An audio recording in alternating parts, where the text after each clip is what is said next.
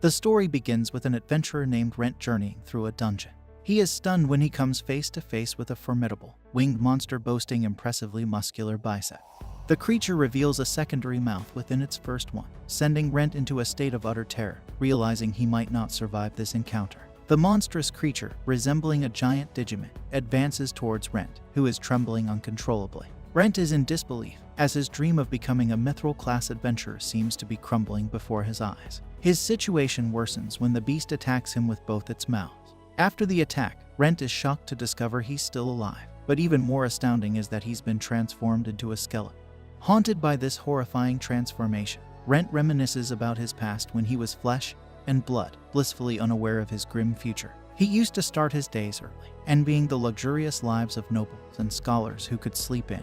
But little did he know, waking up early would soon become the least of his worries. Rentt, a low bronze-class adventurer, was raised in a small, obscure town. He relied on the Adventurers Guild for jobs, which were assigned based on rank and skill to prevent unprepared adventurers from meeting untimely ends or turning into skeletons. The guild offered a variety of tasks, from exciting monster hunts to mundane material gathering. Despite being approached by some unambitious adventurers, Rentt decides to return to the Labyrinth due to the lack of appealing jobs. His peers, preferring leisure activities like playing Fortnite, can't fathom Rentt's dedication to his work. Rentt prefers to adventure alone, not because of a solitary hero complex, but because he's simply not very skilled. Despite a decade of adventuring, he's still only at the second lowest rank. He scrapes by selling items from cautious jobs and lives a frugal life. His life, while uneventful, involves careful planning in every aspect. However, this caution is thrown to the wind when he stumbles upon a secret passage in a well-explored, deserted dungeon. Rentt eagerly explores this newfound area, hoping to find magical treasures. His excitement grows as he realizes that even reporting this discovery to the guild could earn him a fortune. Rentt fails to recognize the clear danger signs in a mysterious room. Here, he confronts what he believes is a dragon, the most formidable of all monsters. This dragon appears to have evolved into its ultimate form, emitting a presence so intense it paralyzes Rentt, making him realize he stands no chance against this colossal dragon. Fast forward to the present, Rentt is puzzled about how he's still alive after being devoured by the dragon. He's now just a skeleton, an immortal undead creature. Rentt knows he's vulnerable to purification magic used by bishops or priests, as undead beings are unnatural in this world. Despite lacking a brain, Rentt is deep in thought. He still has his consciousness and memories, suggesting he's alive in some way. He considers returning to town but fears being captured or executed. Confused about his existence, Rentt decides to leave the dungeon and avoid his problems. As he leaves, Rentt muses over the mysteries of labyrinths, their origins, and the treasures and dangers within. He plans to seek advice from adventurers coming to the dungeon, but realizes he must figure out how to speak without a tongue. Suddenly, a skeleton monster appears, and Rentt prepares for battle. Struggling to move due to his skeletal form, he realizes his physical limitations. As a human, skeletons were easy to defeat, but now he struggles to lift his sword. In a moment of vulnerability, Rentt discovers he can still use spirit energy, even as an undead. This boosts his physical ability, allowing him to crush his opponent. Surprisingly, defeating the skeleton lets Rentt recover the spirit energy he used. The story then flashes back to a time when a woman taught Rentt about monsters. She explains that they evolve with time and experience, becoming more formidable. This applies to humans too, who grow through training, but monsters evolve on a whole different level. She uses skeletons as an example of this mysterious evolutionary trait. Skeletons usually remain unchanged, but sometimes they evolve into ghouls through a process called existential evolution. Rentt, now a skeleton, sees hope in this. Ghouls look somewhat human because they have flesh. He thinks if he becomes a ghoul, he could disguise himself with robes and masks and return to town without scaring people with his skeletal appearance. Feeling optimistic, Rentt sets a new goal: defeat monsters in the labyrinth to evolve into a ghoul. Meanwhile, in town, Rentt's friend is disappointed he hasn't returned and decides to make dinner alone. Back in the dungeon, Rentt is making progress, having already defeated 5 skeletons. He's regained his mobility and discovered that light from defeated enemies heals him, allowing him to use spirit energy in each battle. Looking for stronger monsters, Rentt encounters a slime. They're weak but tricky, as physical attacks don't work well on them. Rentt, lacking offensive magic skills and able to only start fires, opts to attack with his sword. He knows slimes can be defeated by piercing their core or breaking them apart until they can't regenerate. Surprisingly, he manages to strike the slime's core, defeating it and taking a magic stone as a reward. He also collects slime ooze to sell later, as it's used in cosmetics. At the guild, two people discuss a newbie looking for a party. They consider recommending her to join Rentt, but he's been absent. The newbie, needing money, is advised to explore an easy labyrinth for treasure and material, unaware it's the same labyrinth where Rentt. In the labyrinth, Rentt reflects on his undead state. He doesn't feel sleep or hunger, which is just as well since he couldn't digest food. He's been fighting non-stop, realizing that evolving into a ghoul will take time.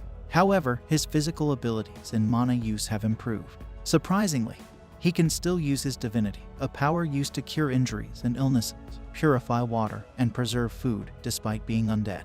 Rentt uses his divinity to preserve some bread for 3 more days, hoping to regain a normal body that can eat by then.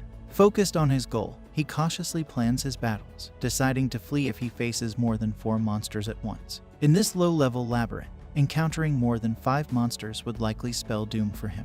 Rentt is hard on himself for still being weak despite 10 years as an adventurer and 20 years of training. He possesses spirit energy, mana, and divinity, a rare combination even among the highest-ranked adventurers. Yet, he wishes for just one powerful ability. Most people in his situation would quit adventuring, but Rentt persisted, training daily and learning about monsters and magic from a knowledgeable woman. His ultimate goal is to become a mithril-class adventurer, a rank held by those who have saved nations. Despite now being a skeleton, Rentt's determination remains unshaken. As he defeats more skeletons, Rentt begins to feel stronger than when he was human. After easily taking down another slime, he's sure of his growing strength. Collecting slime goo, he experiences a significant change when light emerges from it. Muscles and hair start forming on his body, followed by skin and eyes. Rentt evolves into a ghoul, a significant step forward. Though he's just a dried-out corpse, he's relieved to have flesh again. He thinks he might even evolve into a higher-ranking undead, like a vampire, if he keeps working hard. Now with flesh, Rentt tries speaking but can only produce a roar. After some practice, he manages to say hello and good morning, though he sounds more like a zombie. Later, Rentt, now with flesh, battles goblins in the dungeon. These goblins are dangerous in groups, but Rentt cleverly uses the dungeon's layout to isolate a few for easier combat.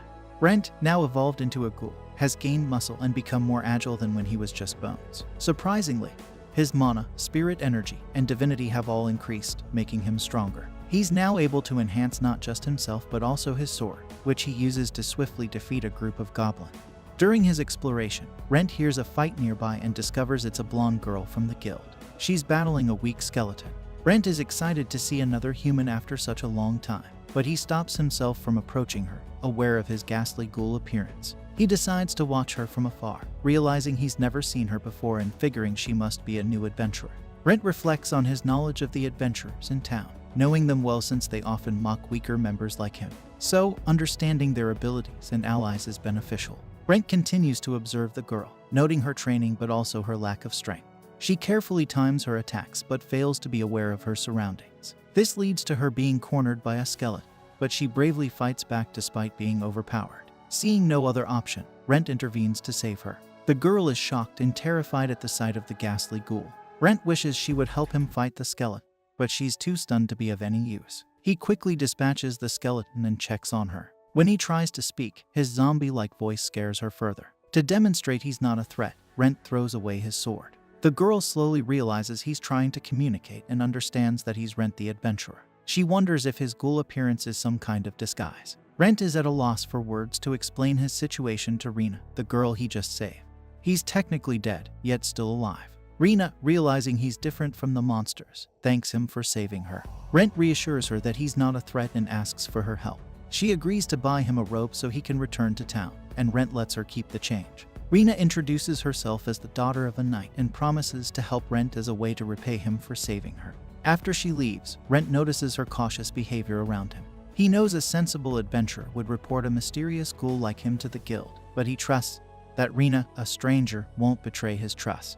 Back in town, the first thing Rena does is rush to the guild. The guild lady, who was worried about Rena, listens as Rena urgently asks her a question. Meanwhile, in the dungeon, Rentt battles another slime and confirms he's much stronger than he was as a human. His body moves precisely as he wants, and he easily destroys another slime. Rentt starts to think his improved combat skills come from intuition rather than training or study. Ironically, he only gained this power after becoming an undead. To Rentt's surprise, Rena returns to the dungeon. He convinces her that he's the same ghoul she met before, explaining that ghouls don't usually appear on the dungeon's early levels. Rena notices that Rentt's speech has improved, and he shares that he's been practicing. Rena brings Rentt clothes, but she's still scared of his ghoul appearance. She apologizes and hopes she'll get used to it. Rentt appreciates her choice of a mage-like robe that covers his entire body. Rena also thoughtfully brings him boots, gloves, and bandages, explaining she had to ask around town for shop locations since she's new.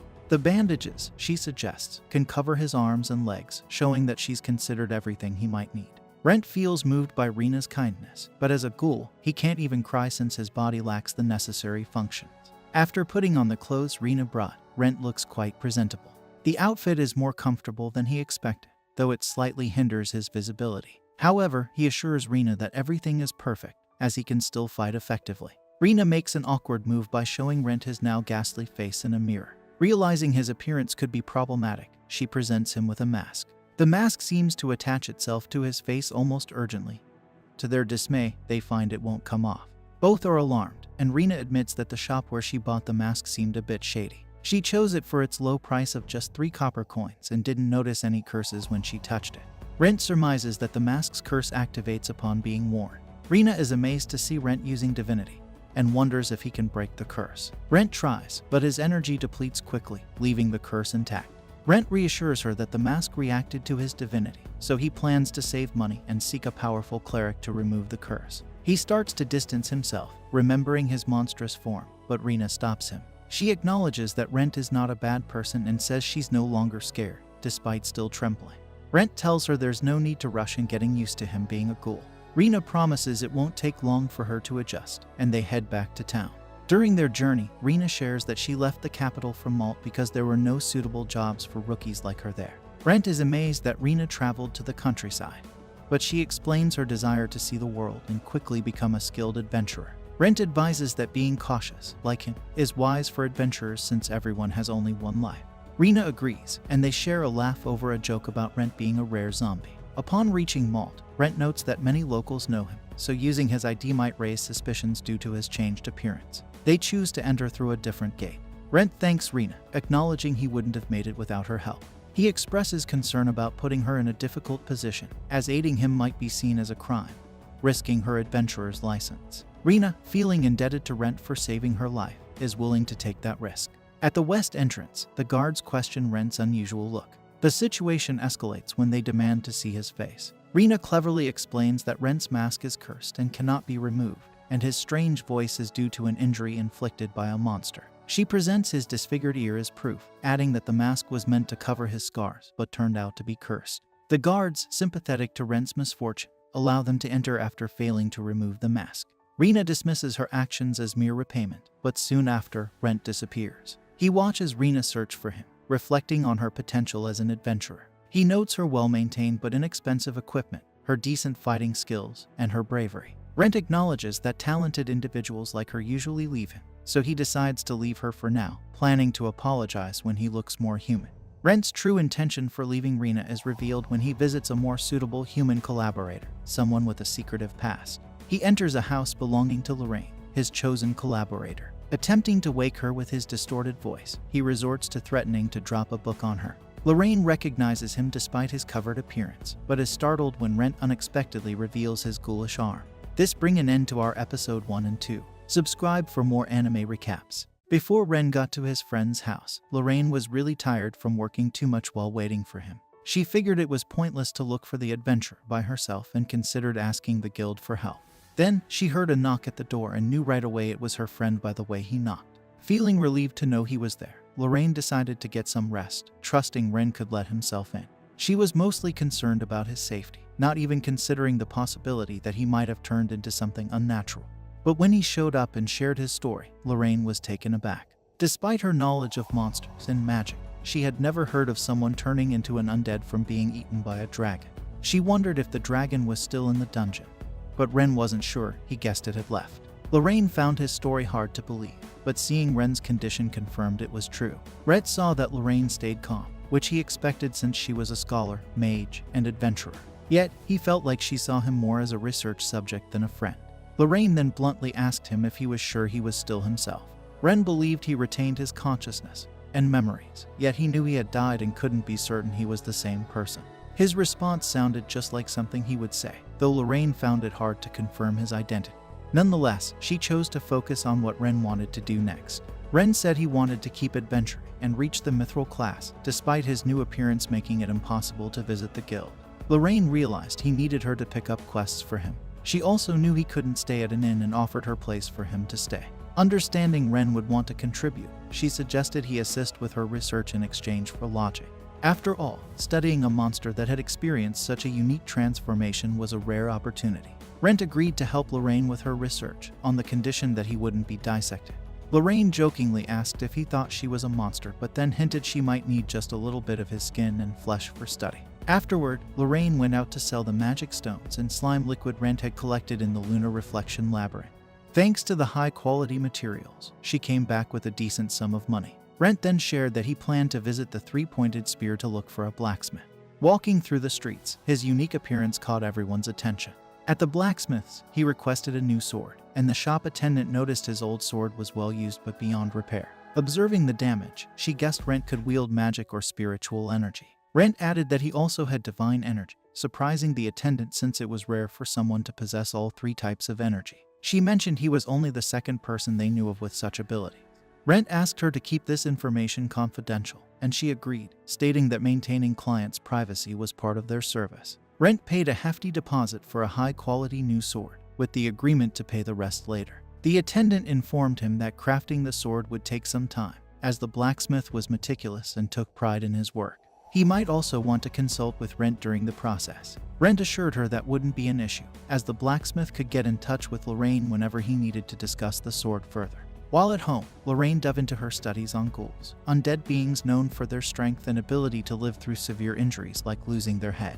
Her research showed that ghouls often crave the flesh of living creatures, especially humans, and are typically found in dark places like labyrinths. Some stories suggest ghouls arise from dead humans, while other tales talk of powerful monsters that can transform humans into mindless undead, stripping away their personality and emotions. However, Rentt's situation, where he retained his memories and emotions, was unheard of in her studies, making him a unique case. Lorraine reminisced about her early days at the guild when she was asked to take Rentt, then a beginner adventurer, with her into the Blue Forest to help him gain experience. Back then, despite her significant achievement of becoming the youngest Grand Doctor and earning a Silver Class Adventurer status, life seemed uninteresting to her. She had gone to the nation of Yarlan under the guise of collecting herbs, but in reality, she was just looking for something to do, feeling directionless. During their task, Lorraine aimed to carefully harvest a particular plant, ensuring to get its roots. She asked Rentt to bring his backpack for storing the plant, and was surprised to find he had already gathered several plants correctly, roots and all, showing a good understanding of the task despite his inexperience. Their peaceful gathering was interrupted when Rentt noticed a goblin aiming at them. He quickly moved to shield Lorraine, telling her to use her magic against the goblin. After she successfully defeated the creature, Rentt was impressed, thinking that her magic was on another level because she was a Silver Class adventurer. Lorraine modestly disagreed, implying there was nothing extraordinary about her magical attack. After the battle, Rentt handed Lorraine a cup of water, inquiring if that was her first real fight. Lorraine admitted it wasn't, but she usually had company or guards with her, making her realize that instead of her helping Rentt, it was he who had been assisting her. Rentt pointed out her apparent lack of experience for someone of her class, which was why people were worried about her venturing into the Blue Forest alone, suggesting his accompaniment as a safety measure. Lorraine noted Rentt's extensive knowledge about herbs, and he shared that a seasoned adventurer once told him the importance of education in various fields for adventurers. Realizing she hadn't asked for his name, Rentt introduced himself, and Lorraine did the same, asking him to share his knowledge with her, impressed by his understanding of herbs, monsters, and navigation. Their friendship formed quickly, and over the next decade, Rentt worked hard towards achieving Mithril Class, with Lorraine always by his side, deepening her research. Lorraine acknowledged how she had changed, understanding the concern others had for her and regretting not keeping in touch with them. Returning to the present, Rentt thanked the blacksmith, Cloak, for agreeing to craft a new weapon for him. The girl at the shop lent Rentt a sword to use in the meantime, which Cloak mentioned could channel magic and spiritual energy, cautioning against using other powers. Despite sensing Rentt's troubles, Cloak and the girl chose not to pry, suspecting a curse might be involved. Later, Rentt cooked dinner for Lorraine, who was thankful. Although noticing Rentt didn't eat, he explained his lack of appetite in his undead state. Lorraine shared her findings on ghouls, highlighting Rentt's unique evolution, and pondered his future development. Rentt expressed his desire to regain his humanity by defeating monsters and evolving further. Back in the moonlit labyrinth, Rentt saved a man from a slime attack but was cautious due to the potential for deception among adventurers. Despite this, the man followed Rentt, asking to join him after admitting his newness to adventuring and his dire financial situation, hoping to resolve his debt through adventuring. Rentt, though wary, decided to let the man accompany him, reflecting on his own identity and the oddity of suddenly having a companion. Despite the uncertainty, Rentt and the new guy, the cook, keep moving together. Rentt takes him through a hidden path where he had a dangerous encounter with a dragon, thinking it might still have valuable items that could help the cook pay off his debts. The cook is surprised by the discovery, as his map showed nothing there, just a dead end. As they explore, they come across a small entrance leading to another secret area. The cook wonders aloud if Rentt could earn some money by sharing this discovery with the guild, but Rentt doesn't respond. Understanding Rentt's silence, the cook promises not to claim the discovery as his own, recognizing Rentt's lack of interest in recognition. Rentt suggests they check out the new passage together. They find themselves in an empty room. The cook starts looking for more hidden spots, hoping to find treasure. Rentt notices a strange drawing on the floor and tries to caution him, but it's too late. The cook steps on it and vanishes, teleported away by what Rentt realizes must be a magic circle meant to transport them to a more dangerous part of the labyrinth. Rentt faces a moral dilemma: leave the cook behind or follow him, potentially into a more perilous situation. Deciding he can't just abandon him, Rentt steps onto the circle, instantly teleporting to the cook's location. He finds the cook on the ground, unharmed but shaken. Before they can take a breath, Rentt finds himself trapped in a room of the labyrinth with a giant skeleton, realizing the exit has disappeared. Unwilling to give up, he decides to fight, using his divine energy despite warnings against it. To his relief, his sword holds up, and he defeats the giant skeleton with 2 strikes. After the battle, Rentt heals the novice's wounds with his magic, providing limited relief for superficial injury. The novice is surprised and impressed by Rentt's prowess, considering the giant skeleton a powerful monster. Rentt reveals he obtained a valuable magic stone with the victory and offers it to the novice to settle his debts. However, Rentt explains it won't be entirely free. Rentt shows the novice a part of his arm, altered after being defeated by a monster. He can't enter guilds or shops, so he needs someone to do it for him. The novice agrees, finding it a straightforward task, but Rentt requests free meals at the novice's restaurant in return. The cook agrees, grateful for the help in settling his debts, and offers Rentt the freedom to eat at his restaurant whenever he wants. With the deal settled, Rentt and the novice prepare to leave the labyrinth. Rentt realizes the novice can't see the magic teleportation circles indicating the exit. Trusting Rentt, the novice follows his guidance, and they both return to Malt. Rentt decides to explore the labyrinth another time. Back in Malt, Rentt accompanies the novice to his restaurant, the Red Dragon Tavern, as gratitude for the assistance. The adventurer enters a well-presented place, noticing it seems bankrupt, possibly due to the taste of the food. The cook's wife appears, relieved to see her husband safe, but becomes worried when she notices his injury. The guy reassures her, explaining the adventurer saved him and healed his injuries. To their surprise, the adventurer also hands over the amount needed to pay their debt in the form of a magic stone. However, the wife is suspicious, thinking it's too good to be true and worrying about potential deception. The guy, named Loris, assures her that the adventurer is genuinely good-hearted and helped him when he learned about the debt. In return, the adventurer will assist with simple tasks, including allowing him to eat for free at the restaurant. The wife is puzzled as it seems like a small favor compared to the help received, but Loris emphasizes that it means a lot to them in finally getting rid of the debt. Emotional and grateful, they thank the adventurer for all the help. Loris introduces himself and his wife Isabel, expressing their gratitude as the adventurer, Rentt, says his goodbyes. Loris, grateful for being saved, asks to know the name of his savior. Rentt, wanting to keep his identity confidential, introduces himself, and Loris promises to call him adventurer to maintain the secrecy. Loris invites Rentt to his restaurant anytime, expressing joy in serving him.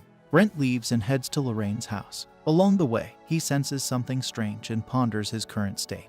Reaching Lorraine's place, he notices his vision acting peculiar. Inside, Lorraine asks about his labyrinth adventure and the letters from the Empire. She senses something is off with Rentt but assumes he might be drunk.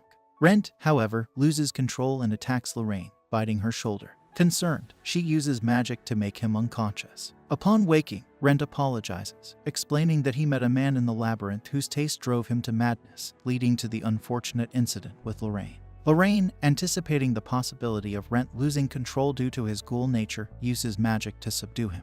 Before leaving him alone, she shows him the wound on her shoulder, explaining that she had just sold her potions to the magic pharmacy. Despite planning to make a healing potion in the morning, Rentt decides to use his divine magic to heal her immediately. Lorraine, surprised by the effectiveness of divine magic, feels a pleasant sensation as the pain fades away, leaving only a mark. Rentt continues to heal until there's no trace of the injury, astounding Lorraine. Rentt notices changes in his appearance, realizing that his mask now covers only his eyes. Experimenting with the mask's responsiveness to desires, he tries to hide his mouth, and the mask obediently covers the lower part of his face. Curious about the mask, Lorraine suggests attempting to remove it. Both Rentt and Lorraine try, but the mask remains firmly attached. Lorraine speculates about the mask's nature, comparing it to magic swords with a will of their own. Rentt decides to keep the lower part of his face covered, accepting his undead state. Lorraine notices that Rentt can now speak more clearly and naturally, and Rentt believes he might have undergone existential evolution again, possibly turning into the giant skeleton he defeated. However, he questions the timing, as the evolution into a ghoul happened immediately. Lorraine suggests that it might have occurred when he fed on her blood, changing him from a ghoul into a ghast, a weaker servant of vampires. Rentt wonders why he turned into a ghast, and Lorraine explains that existential evolution is a mystery even for scholars. She then shares her theory about evolution and asks if Rentt wants to know more. Rentt agrees, and Lorraine explains that existential evolution happens when a monster transforms into a more powerful being. She mentions Rentt's initial form as a skeleton and subsequent evolution into a ghoul. Lorraine hypothesizes that Rentt's evolution is driven by his desire to appear as close to human as possible.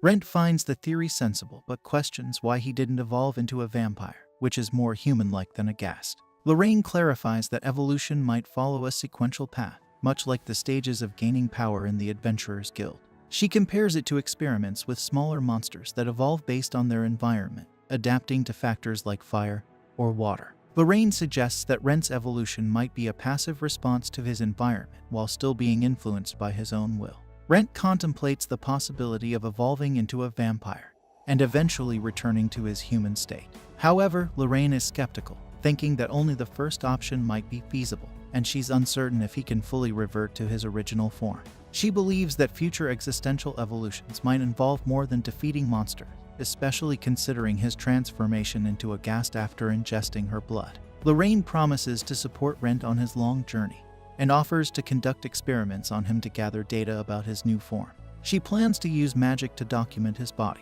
perform various tests on a piece of his skin, and examine changes in his sleep and appetite. While Rentt is initially hesitant about the idea of undergoing so many experiments, Lorraine decides to postpone them to the next day.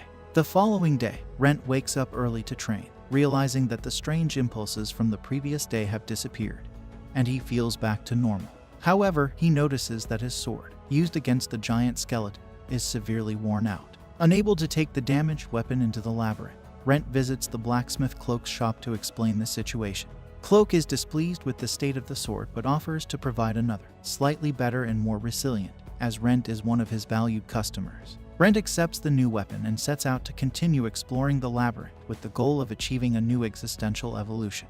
Along the way, he encounters Loris and Isabel, who are buying various foods for their work at the Red Dragon Tavern. Lorraine tells Rentt that he will be surprised to see harmful substances for humans rolling towards that direction.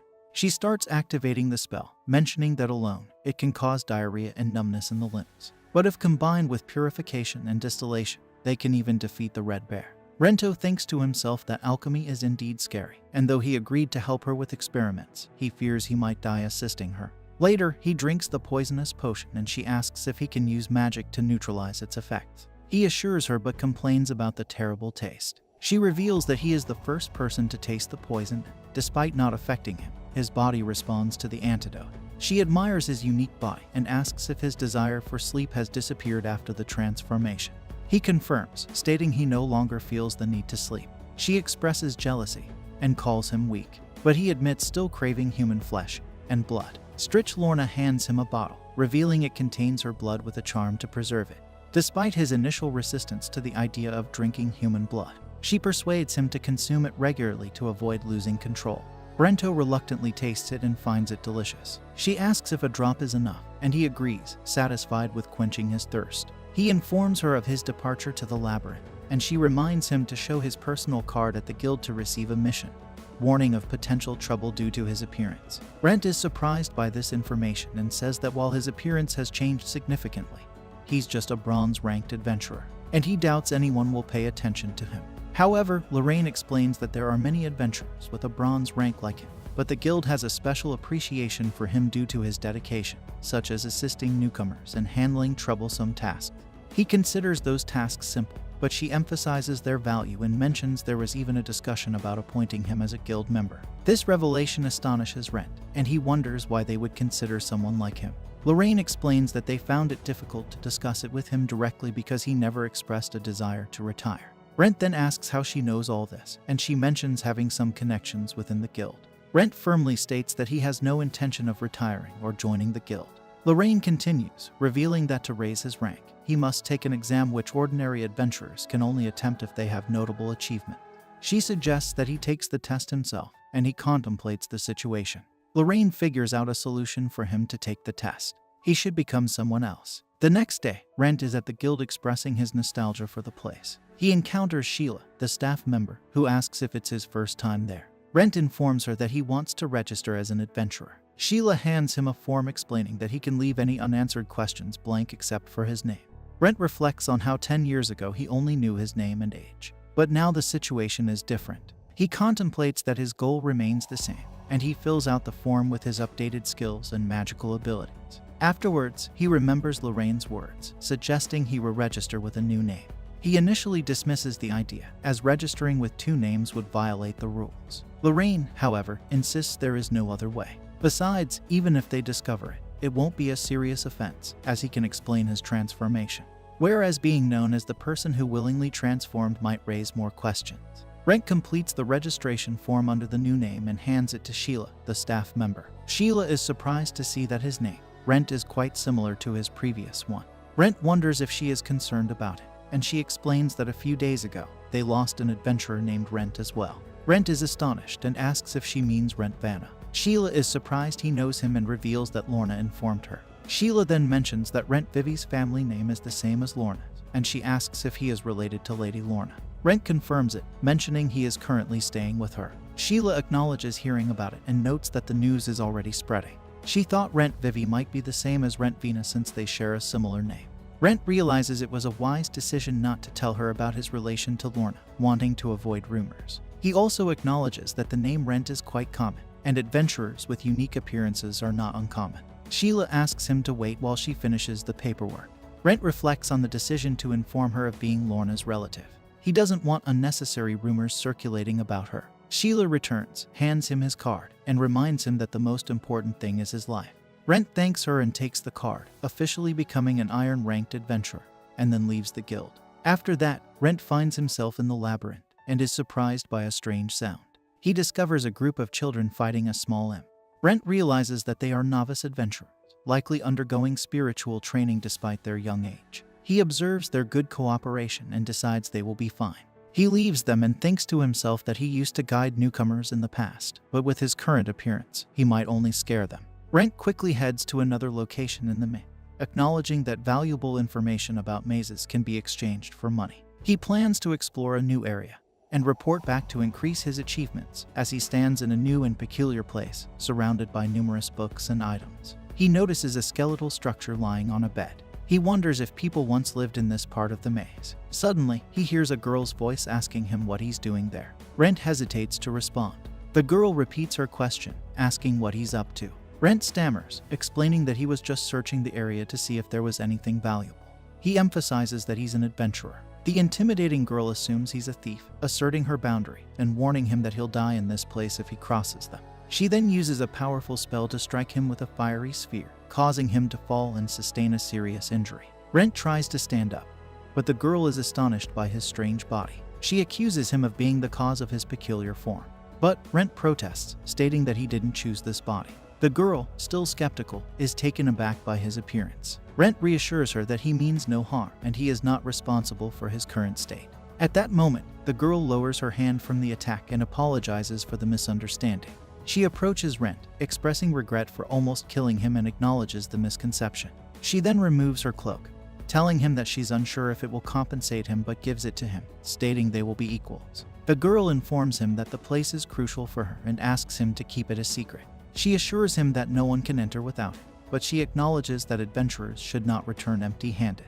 To maintain a balance, she gives him the magical map of Acacia, an enchanted tool that automatically records the rooms he passes in the labyrinth.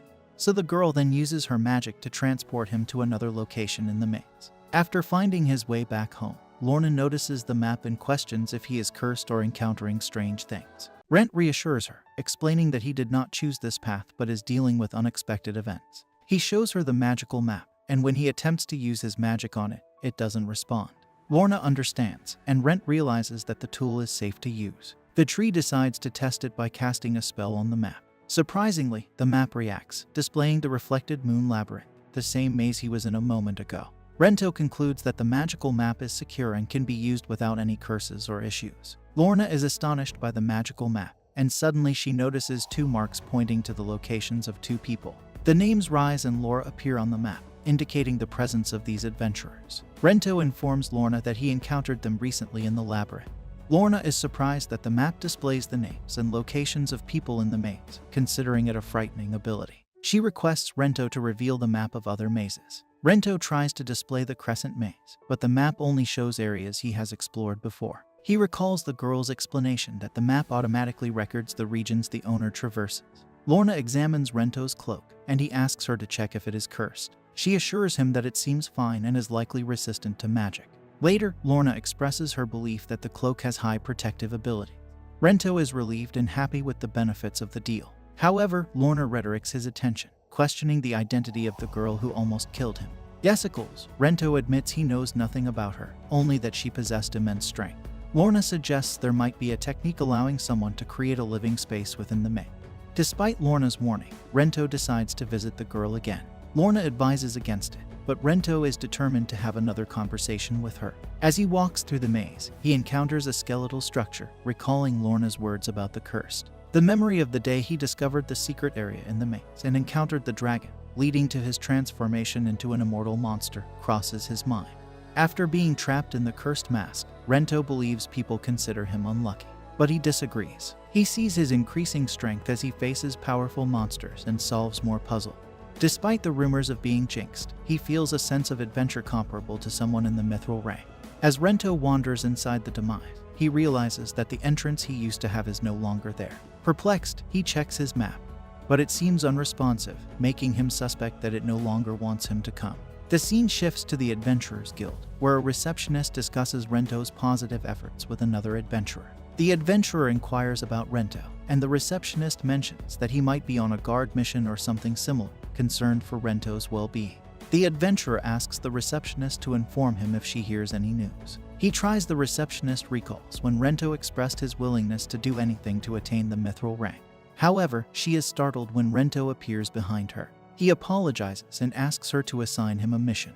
The receptionist, worried about the difficulty, hands him a task to collect the flesh of 3 ghasts, powerful monsters. Rentt insists that he can handle it, having fought them before. Despite her concerns, the receptionist advises him against taking such a challenging mission at his current iron rank. Rentt, confident in his abilities, assures her that he can accomplish the task. The receptionist agrees, emphasizing that he should not push himself to the point of impossibility and escape if he finds himself in a dire situation. Rentt acknowledges the value of his life and promises to preserve it. After finishing his first job as new Rentt reflects on how important a magic bag is for a lone adventurer like himself. Saving up for it took him 5 years, but he believes it was worth it. He has successfully prepared and preserved the orc meat, feeling confident that the client will be satisfied. With the task done, news spreads quickly about how efficiently new Rentt defeated 3 orcs single-handedly. People are curious about this newcomer, making Rentt realize he stands out as a rookie iron-class adventurer. When Shayla returns, Rentt is surprised to learn that her manager has suggested he take the promotion exam. Getting such an opportunity shortly after registering is uncommon, but they see potential in new Rentt. Accepting the offer means Rentt will become a bronze-class adventurer if he passes. Lorraine is pleased to hear the good news, but Rentt attributes it to his new body. However, Lorraine reminds him not to underestimate himself, as he is the one controlling that body. Lorraine feels disappointed when she finds out that he chose the name Rentt Faina for himself because it's her family name and it might make people suspicious. Rentt explains that if a strange man hangs out in her house, it could start rumors, so it's better if he pretends to be her relative. Lorraine understands this but also assures him not to worry about her reputation. She describes herself as a struggling scholar who moved to this town because she couldn't succeed in the capital. She doesn't care what others think of her, but Rentt doesn't want to cause her any trouble. Lorraine acknowledges that Rentt does all the cooking, washing, and cleaning, so she feels she owes him more than he owes her. Rentt disagrees, saying he's only still human because of her. These words move Lorraine, and she offers Rentt to stay with her for as long as he wants. Since they're like family, Rentt accepts her offer. The next day, Rentt goes to the guild for his exam. Shayla is surprised because she thought he would wait for the next one to have more time to study. The next exam isn't until several months later, and he doesn't want to wait that long. An adventurer arrives late after watching Anicap's videos, and Rentt thinks this tardiness will cost him points. Being late shows unreliability, which might lead to failing the exam.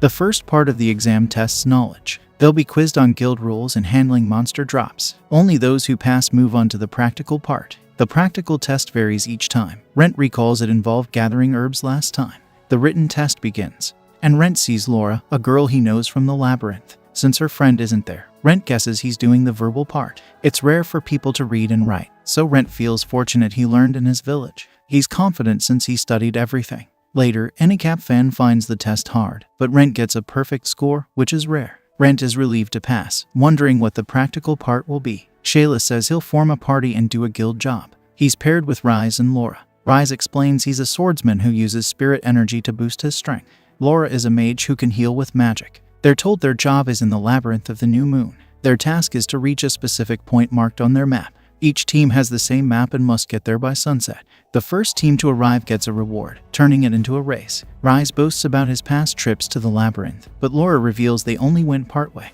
Rentt surprises them by halting their entry and suggests buying a map. They argue they were given a map by the guild, but Rentt points out it's 15 years old and unreliable. The others are shocked the guild tried to deceive them, but Rentt isn't fooled. He decides to buy a map, despite their lack of funds. Rem suggests they only need the first floor map. The merchant, impressed by Rentt's knowledge, sells it to him for 5 bronze coins. This new map provides more details, including trap locations. The merchant trusts Rentt's judgment and advises the group to follow his lead. Laura questions why the guild gave them old maps, and Rem suggests the carriages might have taken them to the wrong place. An adventurer must always be cautious, and the exam tests if they have what it takes. Upon entering the labyrinth, they face skeletons. Ren warns against underestimating them due to their low level. The group showcases their skills by defeating several skeletons easily, impressing Ren.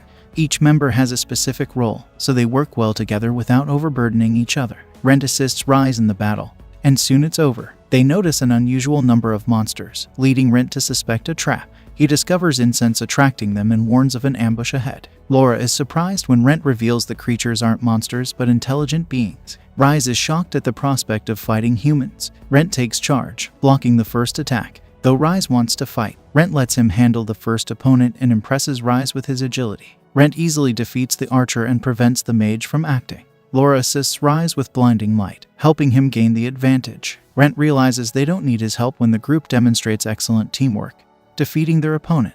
Rise notes that these adversaries were also taking the exam and tried to sabotage them. The examiner allowed any means to win, and Rentt warns of future threats beyond monsters. An adventurer must always stay alert. Surprisingly, Rise agrees to follow Rentt's lead from now on. As they leave, Rentt calls out a hidden person to clean up. The person is shocked Rentt knew he was there. He explains the masked person seemed to know they were from the guild, sparking curiosity about his identity. The hidden person suspects he knows who the masked figure is, considering his sister's warnings. At the guild, Shayla meets the guildmaster, who's interested in rumors about Rentt Faina. Some say he's a criminal due to his sudden appearance and skills. Although his past is unknown, the guildmaster acknowledges every adventurer has a history. They can't ignore the accusations, so he asks Shayla to keep him informed about Rentt's background.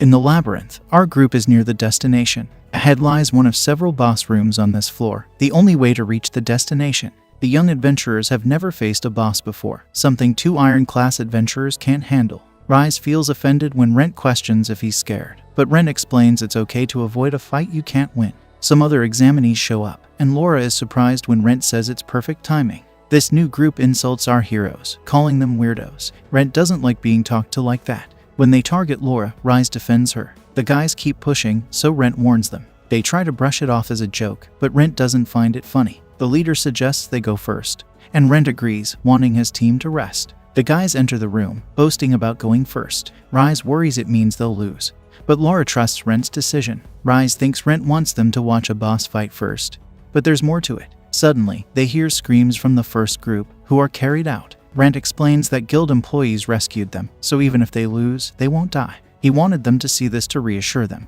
emphasizing it's okay to avoid a fight they can't win. Rise worries that if he runs away now, he might never return. This would mean he'd never become a real adventurer, so he asks Laura to fight with him. Laura agrees, and Rentt sees Rise has made his decision. An adventurer who's been broken once becomes weak. While it's common for adventurers to quit when things get tough, Rise senses this and decides not to run. This is an important part of becoming an adventurer, so they all enter the boss room together. Rise asks Rentt to teach them how to fight the monster boss. Rentt says it's just one part of the whole test. They spot people escaping, and Rentt reassures them that it's okay to retreat rather than face certain defeat.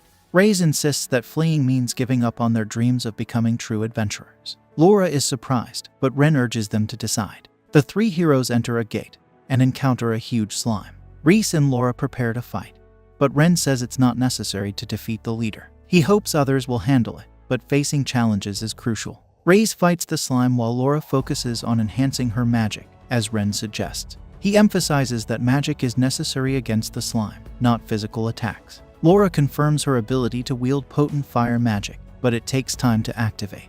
Rentt promises to shield her from the slime's attacks while she prepares the spell. Rise asks if he can help with the attack, and then we snap back to the present as Rizzy continues to assail the large slime. Laura requests Ren's aid for Rise, assuring him she can handle the situation alone.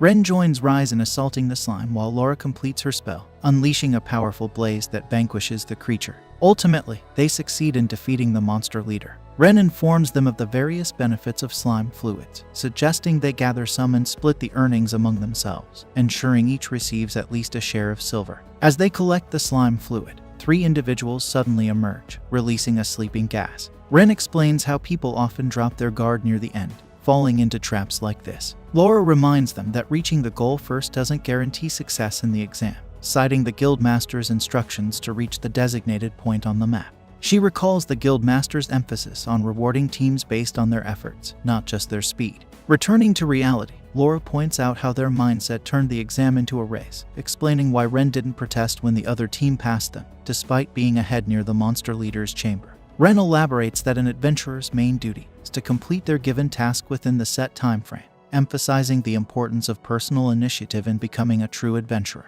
They enter the room, where a man congratulates them on being the first to arrive. Laura requests proof of his affiliation with the guild, and he provides it. After rummaging in his bag, he hands them 3 necklaces or tokens, instructing them to present them at the guild's reception desk to attain bronze rank.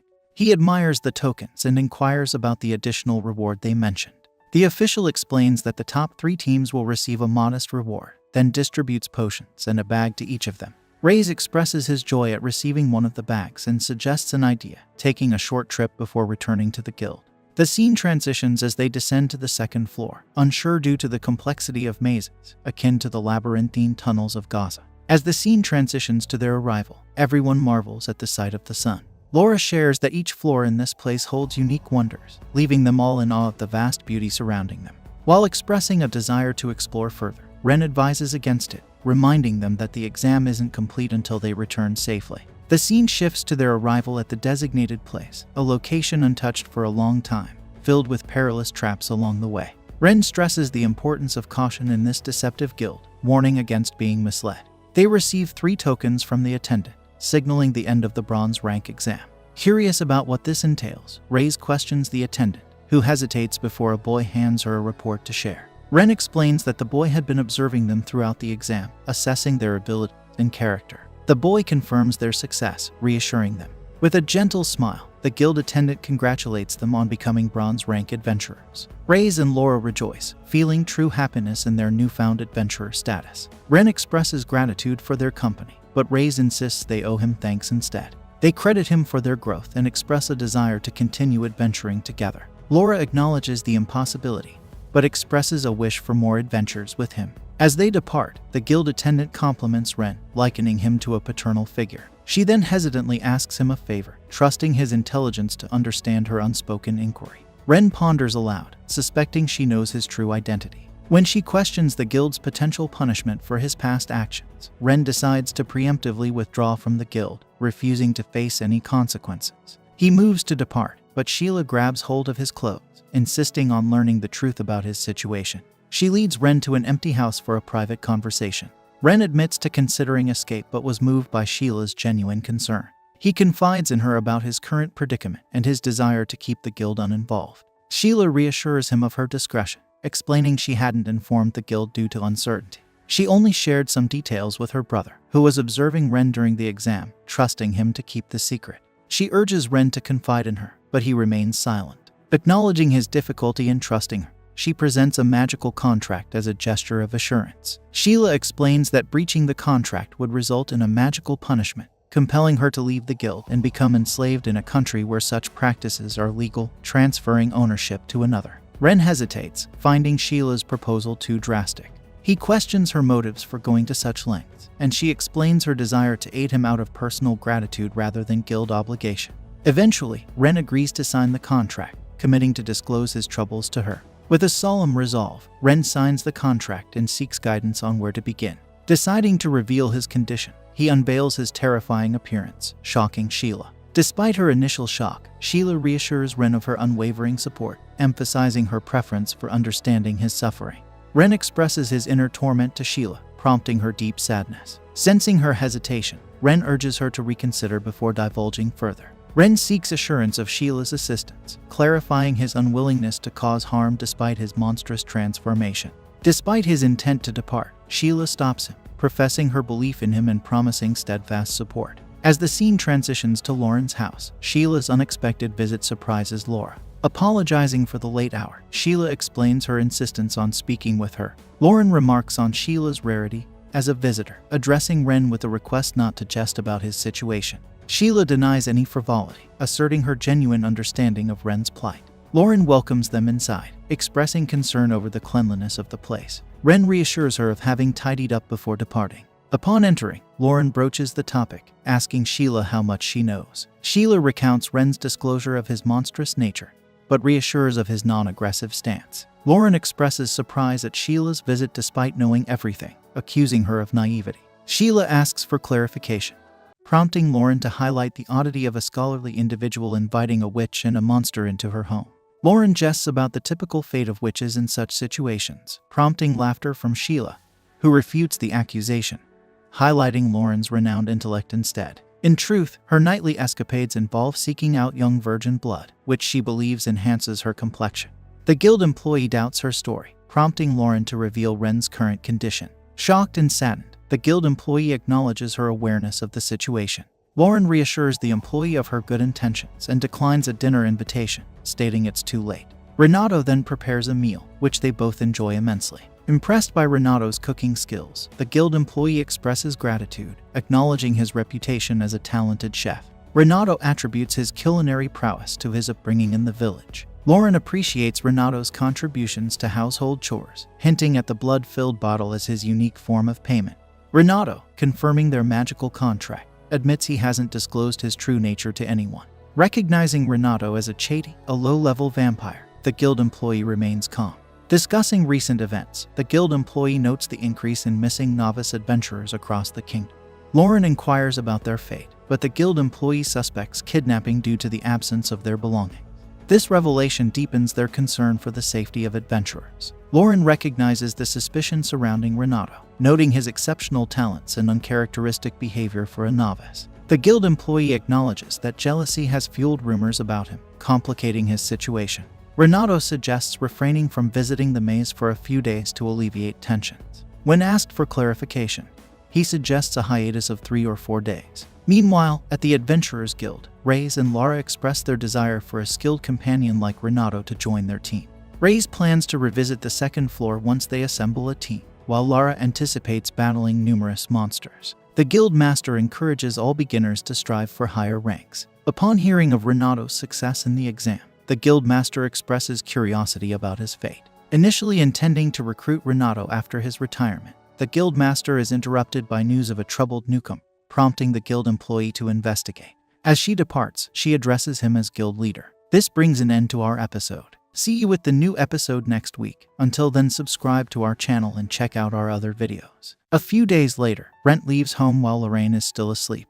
However, she wakes up when she hears the door and wonders why he didn't stay to rest, considering he can't go to the labyrinth until the suspicion of kidnapping disappears. Rentt heads to the blacksmith, Cloak, to pick up his order, which is now ready. He tests his new sword, and Cloak explains that he adjusted it to be easy for Rentt to use, knowing his preferences as an adventurer. The sword is designed to withstand mana, as well as spiritual and divine energy. Rentt tests each energy type on wooden logs. He starts with mana, delivering a powerful blow that impresses Cloak, who acknowledges Rentt's improved skills. Rentt then demonstrates his control over spiritual energy, followed by testing divine energy, leaving Cloak astonished by the powerful cuts in the logs. Cloak notices some sprouts on the logs, speculating that they're an effect of divine energy. He asks Rentt about acquiring such power, usually associated with a divine attribute. Rentt explains finding an abandoned shrine in the past, but never attending it for religious reasons, as he doesn't even know which deity it belonged to.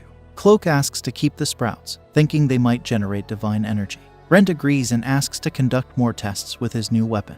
Cloak provides another wooden log and asks if Rentt is familiar with the technique of merging mana and energy. Rentt mentions hearing rumors, and Cloak explains it's a master's technique of activating both simultaneously, significantly increasing the attack's impact.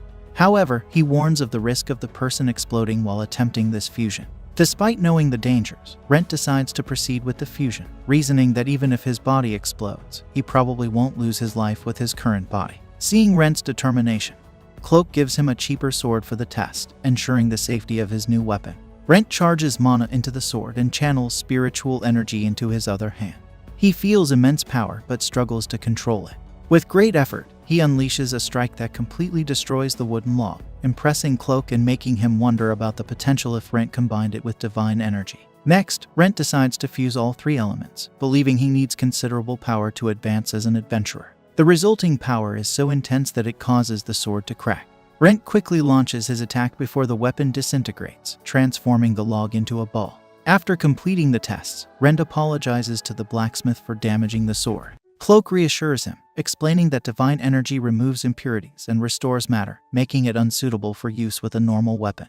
He hands over the ordered sword, warning that while he crafted it to withstand divine energy, it couldn't handle the fusion of all three elements, supporting at most mana along with energy. At that moment, Rentt remembers meeting the mage and asks Cloak what he should do if he faces an opponent he can't beat. The blacksmith suggests buying more weapons, but Rentt explains he doesn't have enough money for that. So, Rentt leaves with just one sword, deciding to combine mana and energy, determined to earn more money to buy better gear and become a mithril-class adventurer. On his way home, Rentt sees an adventurer arguing with a boy who wants to pay for a service not approved by the guild, which seems suspicious. Needing money, Rentt steps in and offers to take over the job. The man gives Rentt the payment from the boy and walks away. Rentt tells the boy, Rumties, that he doesn't promise to accept the task but is willing to listen. Rumties explains that he needs someone to kill the Lake Master. So, Rumties explains to Rentt and Lorraine that he's from the village of Tatsu, which is a few days' journey from Malt. He tells them about the village's annual festival, where they follow an old tradition by offering a beautiful maiden as a sacrifice to the Lake Master to save the village. Rumties goes on to say that the real Lake Master has appeared recently, eating the sacrificed maiden and now demanding more sacrifices, including his sister. Rentt agrees to take on the job, not just to kill a monster but to save Rumties' sister. They set off in a cart, and along the way, they notice the eerie silence of Tatsu. Rumties explains that the village used to be livelier before the Lake Master showed up. When they arrive at Rumties' house, Rentt notices a mark on the door, indicating that their family is next to offer a sacrifice. Rumties believes the marks are left by the Lake Master's servant, a Kelpie. Rentt remarks on the strength of Kelpies, and just then, Rumties' sister, Amaris, opens the door. Rumties excitedly introduces Rentt as the person who's going to help, but Amaris remains serious and pulls him inside for a private conversation. Amaris warns her brother not to trust strangers from the city and says that the adventurer seems suspicious and might be lying to them. They argue, and Rentt overhears everything with his heightened monster hearing. Later, Amaris thanks Rentt but insists that Tatsu's festival is an ancient tradition that can't be changed, and he should leave and pretend nothing happened. However, Rentt refuses, explaining that since he accepted the job from Rumties, only he can cancel it. Rumties is relieved and confirms that he won't cancel the job. Seeing there's little they can do, Amaris allows Rentt to stay in their house but asks him not to disrupt the festival taking place the next day. as she is willing to be sacrificed. Rentt spends the night at their house, explaining to Rundes that trying to rescue Amaris wouldn't be helpful based on what he observed. However, Rundes insists that he'll do anything to save his sister, even if it's dangerous. The next morning, Rentt goes to the lake's edge to explore the area before the festival starts at night. He sees a merchant offering fruit to some children in exchange for them telling their parents about it, as he hasn't sold anything in a while. Rentt tries to ask the children a question, but they get scared by his appearance and run away. Realizing Rentt is not from the village, the merchant guesses he's there for the festival and advises him to leave because it's not safe for visitors, especially since the lake's master is in a bad mood, which explains why nobody is interested in buying anything. Just then, Rundes calls Rentt for lunch, and Rentt says goodbye to the merchant, who once again suggests that he leaves. Rentt finds this suspicious and asks Rundes if he knows the merchant. Rundes confirms and explains that the merchant is well known in the village and helps the residents. Later, preparations for the festival begin, and the village women express sympathy for Amaris, who has been chosen for sacrifice. One of them mentions how Rundes has been trying to convince the villagers to end the festival, showing his desperation to save not only Amaris, but all the girls who will also be sacrificed. Amaris cries upon hearing this and then finishes getting ready alone. Rentt seizes the chance to speak with Amaris. When she notices him, Amaris tells Rentt not to come closer because the sacrifice should avoid contact with others without a reason, and Rentt respects her wish. He talks to Amaris from afar and assures her that he and Rundes will find a solution, urging her to resist as much as possible. Amaris believes it's impossible to defeat the Lake Master, but Rentt persists, asking her not to do anything to make her brothers sad since they only have each other. With Rentt's encouragement, Amaris decides to fight for her life just as the festival is about to start. The villagers prepare to send Amaris and a treasure as an offering to the lake where the master resides, apologizing to her and saying it's for the village's benefit. Amaris acts as if she accepts her fate, but Rentt and Rundes accompany her to the lake. After a while in the water, a fog mysteriously appears, obscuring their vision. Then, a globe included with the offering starts glowing, and they spot a light in the distance, realizing that the lake master has arrived. Suddenly, a massive kraken appears, and Amaris starts pleading with it to protect the village in return for her sacrifice. Rentt finds a way to intervene and tosses his glowing globe into the lake, pretending it's just a simple lantern. Then, using a magical item given by the alchemist Lorraine, Rentt jumps into the water and walks on its surface. Armed with his sword, Rentt is determined to expose the master's true identity. As the monster launches a fire attack, Rentt notices something odd. Krakens, being sea creatures, don't have fire abilities. Confident it's an illusion, he approaches the monster, confirming his suspicion. Rentt spots a ship nearby and sees the wizard who created the illusion and launched the fire attack, along with the merchant he met earlier. The merchant warns Rentt that if he had listened and left, he would have been spared. They all attack Rentt, but he stands his ground bravely. When Rentt's siblings break through the fog, they find him near a wrecked ship. After rescuing Amaris, they return to the village and reveal the truth about the supposed lake master. The villagers are shocked to learn the whole thing was a hoax. Amaris realizes that Rentt suspected the truth all along. She explains that monsters revered as masters don't suddenly rebel without reason. Then, one of the villagers interrogates the merchant about the other girls who were sacrificed. Faced with Rentt's intimidating presence, the man admits they're alive and being held in a cabin across the lake, with plans to sell them elsewhere for profit. The villagers immediately organize a rescue mission, and Rentt confirms with Rundes if he considers the job done, which he does. Rentt then prepares to leave for Malta, declining to join the villagers in redoing the festival. He explains to the siblings that he can't stay longer because someone is waiting for him. Rundes and Amaris feel sad about Rentt's departure. Rundes expresses gratitude, saying he'll never forget how Rentt saved his sister and the entire village. As a gesture of gratitude, the girl decides to kiss Rentt on the cheek. After saying goodbye, Rentt departs in a carriage, pondering that the merchant and other kidnappers mentioned they only targeted women, suggesting they may not be involved in the disappearance of the novice adventurers Sheila mentioned. Upon returning home, Rentt informs Lorraine that he completed his mission, saving Rundes' sister's life and all the other girls offered as sacrifices. He expresses gratitude for the magical item she lent him, which helped him walk on water. Lorraine mentions she would have liked to meet the lake master if he existed, but Rentt thinks it's good she stayed behind for another task. Later, Lorraine suggests that Rentt may have won the saved girl's heart, reminding him of her gratitude. However, Rentt believes adventurers are often forgotten, expecting the girl to eventually move on from him as well. Rentt enters the guild and checks the requests on the board. Although the rewards aren't enticing, he knows adventurers aren't just in it for the money. They help people whose requests might not get accepted by the guild. Sheila asks if Rentt is interested in any requests, but he declines, sticking to his promise of avoiding labyrinths for a while. Sheila tries to find an easy request for Rentt, and he asks if anyone has taken the bronze coin request. Sheila informs him that it's challenging, involving gathering dragon blood blossoms near a poisonous swamp. Legend has it that these blossoms originated from a dragon's blood who fell in love with a human girl. Rentt isn't fond of the legend, but Sheila mentions rumors that whoever presents the flower to a girl will earn eternal love. Rentt wonders if the plant has medicinal property, and Sheila explains that the client needs it for medicine, as the orphanage children put up the request to save someone important to them. Rentt surprises Sheila by deciding to take up the request, showing his willingness to help despite any expectation. Arriving at the orphanage, he's taken aback by its dilapidated condition, not expecting it to be so run down.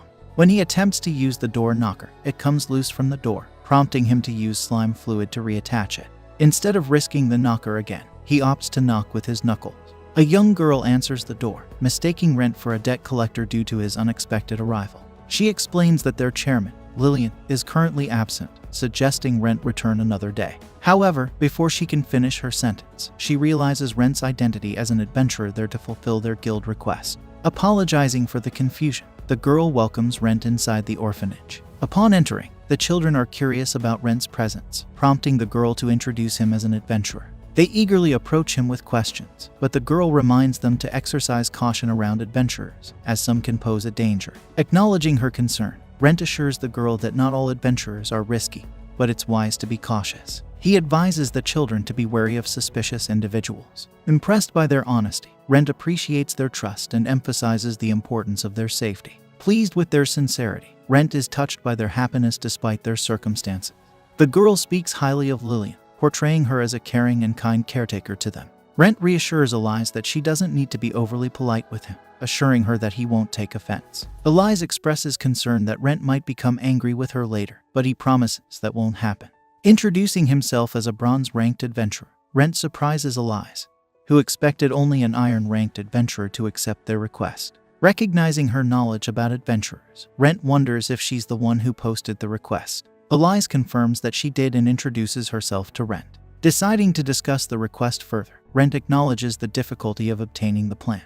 Elise explains that the plant is rarely found in shops and is usually expensive when available. Seeing Elise's genuine need for the plant, Rentt asks for more details. Elise mentions they need to keep up a pretense, leaving Rentt confused. Elise leads Rentt to Lillian's room, where Lillian apologizes for the room's untidiness. Lillian, the orphanage's administrator, and a priestess of the Church of the Eastern Sky, introduces herself to Rentt. Despite the modest reward offered for the request, Lillian expresses gratitude to Rentt for agreeing to clean the cellar, as she cannot task the children with it due to monster spawns. As Lillian experiences a coughing fit, Elise advises her to rest while she briefs Rentt on the remaining details. Exiting the room, Elise informs Rentt that Lillian suffers from accumulated malice disease, explaining that Lillian, a user of divine powers, weakens her body each time she employs her abilities because she lacks sufficient strength. Rentt was unaware of such a serious illness. Elise explains that a healer examined Lillian and suggested that she either undergo a saint's purification or receive a special medicine to be cured. Understanding that the dragon blood blossom is needed to create the medicine, Rentt grasps the urgency of the situation. He realizes that Lillian is unaware of her illness, and Elise reveals that if she knew, she might step down from her role as a priestess. Rentt understands that if that were to happen, Lillian would accept her condition, so he decides to assist Elise in obtaining the plant before it's too late. Elise had thought no one would accept the request, which is why she contemplated becoming an adventurer to retrieve the plant herself. Rentt is taken aback by her revelation. Despite being skilled in mana ability, Elise admits she lacks time to train. Rentt assures her that he will procure the flower, and she expresses her gratitude. However, he decides to clean out the cellar first. As Rentt enters the cellar, Elise follows him despite his protests. Concerned for her safety, Rentt offers her a dagger for protection. Elise is surprised to learn about the monsters in the cellar, particularly the unusually large monster rats. Rentt activates his divine power, causing the rat leader to command its fellow rats to flee. Despite this, the leader charges at Rentt, who swiftly deflects its attack. The rat tries again, this time biting Rentt's arm.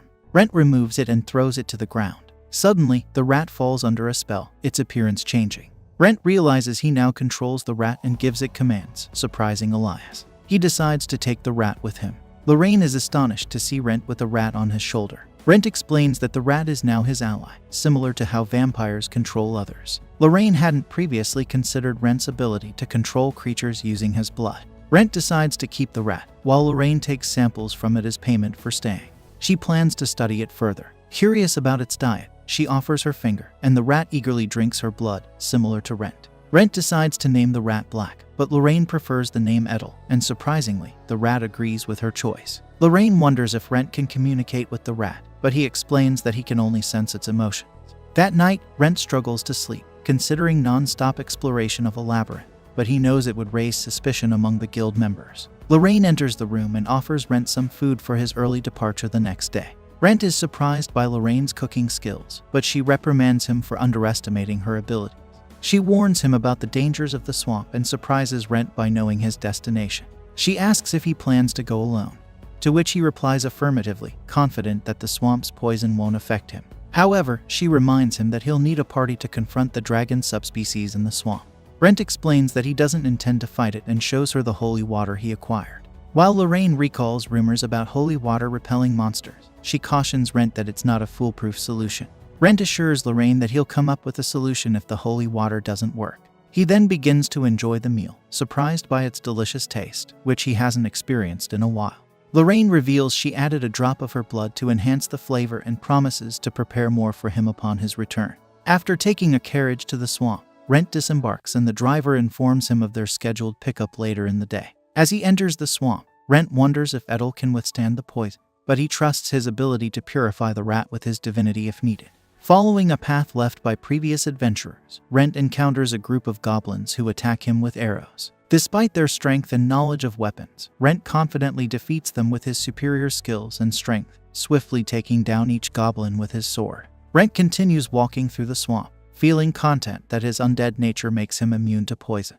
He reflects on the idea of living as an undead indefinitely, as long as he can accept his altered appearance. Suddenly, the wooden path beneath him collapses, causing Rentt to fall into the toxic swamp below. Seizing the opportunity, a swamp shark charges at him, prompting Rentt to defend himself while Edel observes from a distance. Despite the surprise attack, Rentt manages to defeat the sharks, though he becomes more cautious afterward. Disappointed in Edel's lack of concern, Rentt picks up the rat and continues on guard. Meanwhile, Sheila expresses gratitude to Lorraine for the delicious food, unaware that Lorraine added her blood to Rentt's meal to enhance its taste. Sheila is surprised that Rentt, being undead, can consume regular food, but Lorraine clarifies the situation. Sheila then shares news about the guild's investigation into the events at Todd's village, where the villagers refused to disclose the adventurer's identity. Lorraine realizes that Sheila came to inquire if Rentt was involved, but she assures her that Rentt won't reveal any information to avoid further suspicion, especially regarding a kidnapping incident. Sheila is amazed by Lorraine's knowledge about Rentt, and Lorraine reveals that she has known Rentt for a long time. Sheila questions why Rentt aims to become the top adventurer, but neither she nor Lorraine knows his motivation. Lorraine explains that she has never asked Rentt about it because adventurers are usually secretive about their pasts, and she didn't want to pressure him for an answer. When Sheila expresses concern about Rentt facing monsters in the swamp, Lorraine assures her that the guild assigns requests based on an adventurer's abilities. Sheila admits she chose Rentt for the task because she trusts his capabilities.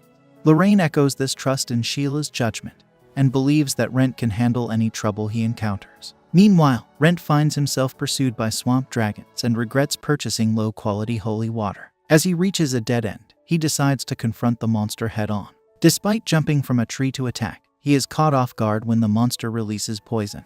Rentt slices through the poison and attacks the monster with his sword infused with mana. Although poison doesn't harm Rentt, he doubts he can defeat the monster with just his mana. Attempting the mana spirit fusion technique fails against the monster. Surprisingly, Edel charges at the monster, using divinity powers, shocking Rentt.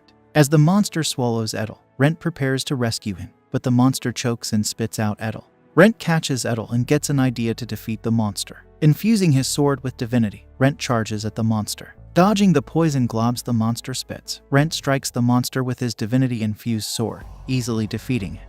Recognizing the monster's weakness to divinity, Rentt decides to store it in his magic pouch since he can't carry it due to its size. Though expecting to fight the monster due to his bad luck, Rentt is thankful Edel showed him how to defeat it.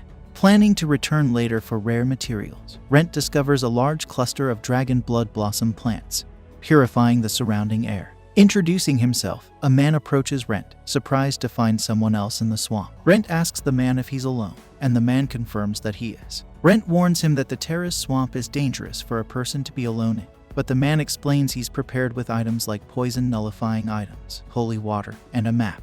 He mentions he's after the dragon blood flower, and asks if there's an issue with him taking some.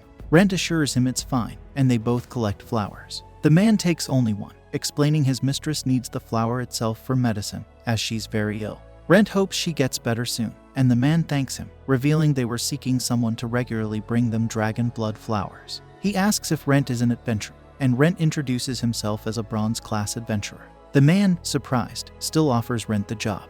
He introduces himself as isekai and plans to introduce Rentt to his mistress later. Later, Rentt is at the guild and tells Sheila he wants to hire a butcher. Sheila realizes Rentt has defeated a terrace and takes him to the butcher. On the way, Rentt explains about monsters dropping magic stones and being able to provide various materials when butchered.